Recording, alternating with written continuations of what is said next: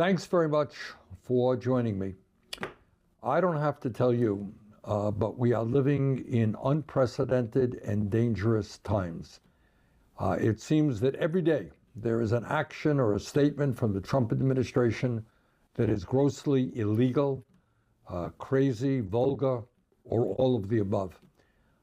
In the midst of all of the chaos that we're seeing, I just wanted to say a few words to you about what I and my coworkers have been concentrating on. And basically, what we are trying to deal with are some of the most important issues facing the American people, and in fact, the world, issues that in too many respects, Congress and the corporate media are not dealing with. So let me just start off with Trump's authoritarianism.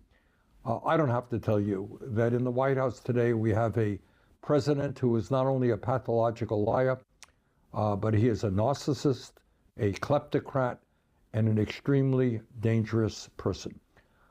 He wants more and more power into his own hands and could care less about the Constitution of the United States, the rule of law, common decency, or democracy.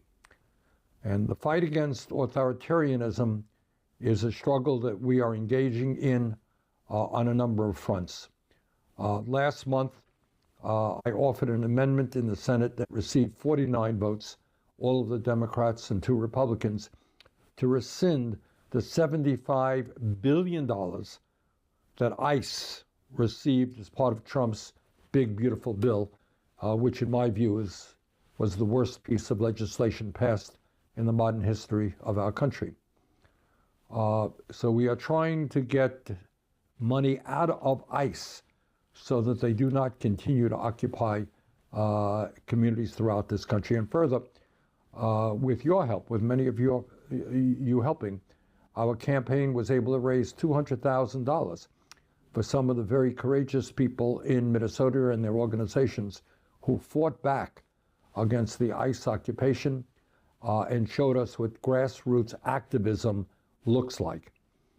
And I should also tell you, obviously, that in preparation for the 2026 elections, we are working really hard to support candidates all across the country who are standing up for working people.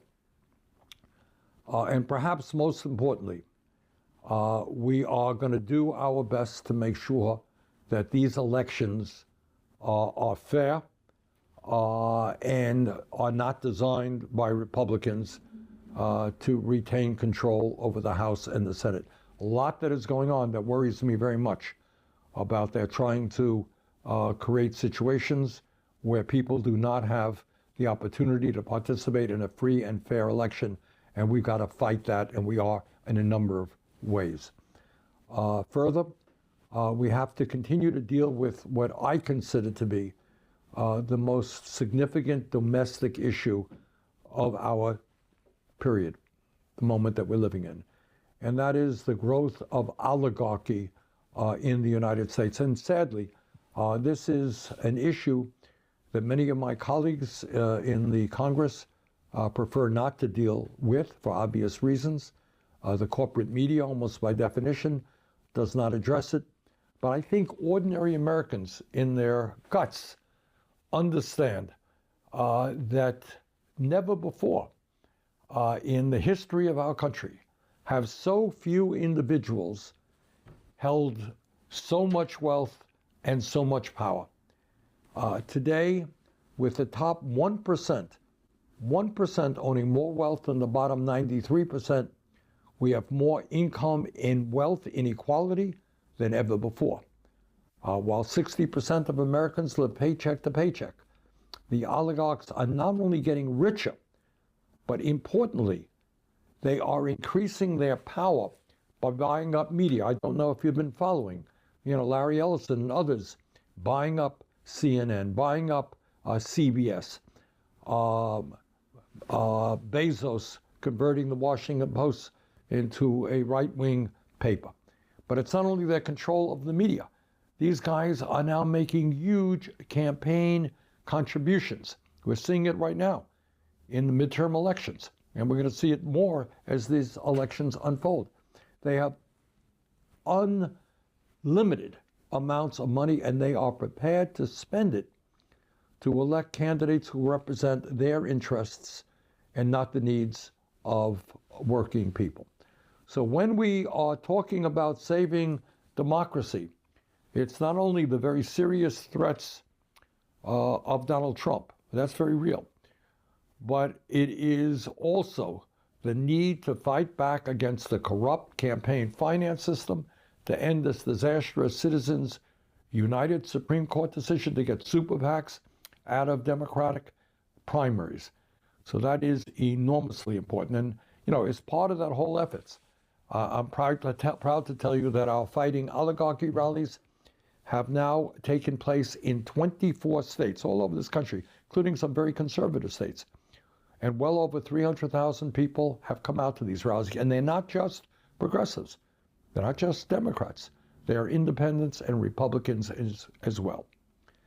And furthermore, when we talk about fighting oligarchy and dealing with massive income and wealth inequality, I think the time is long overdue for us to pass legislation that would impose a wealth tax on billionaires, a billionaire's wealth tax.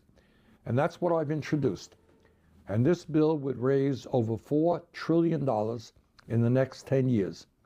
And it would plow that money back into improving the lives of struggling working families. So at a time when the billionaires are doing unbelievably well and working families are struggling, I think it's time to tax that wealth, put it back into the pockets of working families and improve their lives. So let me just briefly tell you what the legislation that I've introduced would do. First, it would provide every man, woman, and child in its first year with a $3,000 check in families earning $150,000 or less. So if you're in a family, $150,000 or less, man, woman, and child, $3,000 direct payment, which will go a long way to help people buy the food they need, pay the rent, get the health care they need, long overdue. Furthermore, we would provide very substantial sums of money into addressing the housing crisis, homelessness, the fact that so many of our people are spending half of their incomes on housing, and we would build with this money some 7 million units of low-income and affordable homes and apartments. Furthermore, at a time when many of our elderly people are having a hard time getting the dental care they need, the vision that they need, the hearing aids that they need, we would expand Medicare to cover those basic needs. We would also provide universal child care in our country and make sure that no family in America pays more than 7% of their limited incomes on child care. At a time when public schools are finding it very difficult to attract the teachers that they need, we would make certain that no teacher in America earns less than $60,000 a year. We would make sure that seniors and people with disabilities receive the home health care that they need through Medicaid, and we would prevent 15 million Americans from losing health care by repealing Trump's $1.1 trillion cut to Medicaid and the Affordable Care Act. The point here is that the billionaires have so much money that a kind of modest tax on their wealth could go a long, long way to buttress up the programs that working families, low-income people desperately need, as well as, in the first year, put a check of $3,000 into the pockets of every man, woman, and child. And I got to tell you, I know that many of the media and many of the politicians, they just worry so much about our billionaire friends who fund them every day. Well, despite this tax, I'm happy to tell you that Mr. Musk and Mr. Bezos and Mr. Zuckerberg and Mr. Ellison and all the other multi-billionaires would still have a few $100 billion left to feed their families. So we're not going to put them out on the streets. Furthermore, I think what we need to do is address the very serious threat of AI and robotics. And this is an issue that I have gotten more and more involved in as I speak to people all across this country. And we have talked to some of the leading experts in America who understand the economics of AI and robotics, who understand the existential threat that these technologies face. I mean, just today, just literally today, it was announced that Jeff Bezos, the head of Amazon, not only wants to get rid of all of his warehouse workers and replace them with robots, he is setting up a $100 billion fund or program to try to eliminate human beings, workers, in factories and warehouses, not only in America, all over the world. So his dream is that you're going to have robots do all of the manufacturing and warehouse work in this country. But it is not just the threat, the very legitimate threat, that we're going to be losing tens of millions of jobs in the next decade. And it's not only blue-collar jobs, it's white-collar jobs. Many young people graduating college right now are finding it very, very difficult to get entry-level work that they need. But I'll tell you something else. It is as important as the economic issue is, as important as the privacy issue is, and there's real fears about what AI can do in sweeping up all kinds of information about us. As much as I fear about what it does to democracy and our political system, in giving all kinds of information to powerful special interests who can use it to attack the foundations of American democracy, there's something else out there that we should worry about. And that is, what used to be science fiction.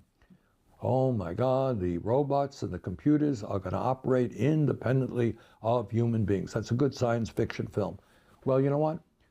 Some of the most knowledgeable people in the world right now, people who have helped build the foundations of artificial intelligence, people have received Nobel Prizes for their work in physics, etc.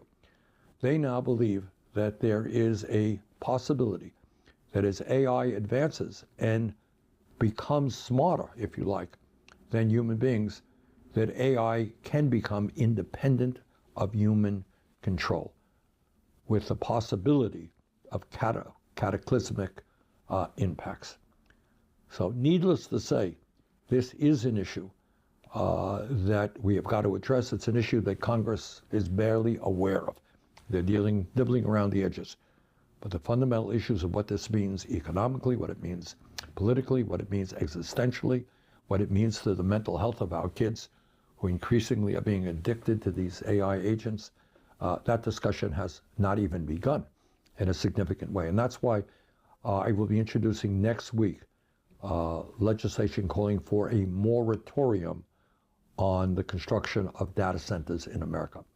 And we do that not only because data centers are utilizing an enormous amount of electricity and water resources, driving up electric rates, but we need to slow this process down. We need to work with China and countries all over the world to get a handle on the implications of AI. So that is an issue we're going to need everybody to be involved in. Bottom line here is that AI and robotics are not unto themselves evil technologies. But when they are being pushed by the wealthiest people on earth, Musk, Bezos, Ellison, and others, whose goal is simply to get much, much richer and more powerful, we have got to say, excuse me, slow it down. We want these technologies to work for working people, for ordinary Americans, and not just for the very, very rich. So there is a lot of other stuff that's going on. You got a war in Iran, et cetera, et cetera. But I just did want to say a few words about some of the issues that we are working on. And I thank you very much for being with me today. Take care.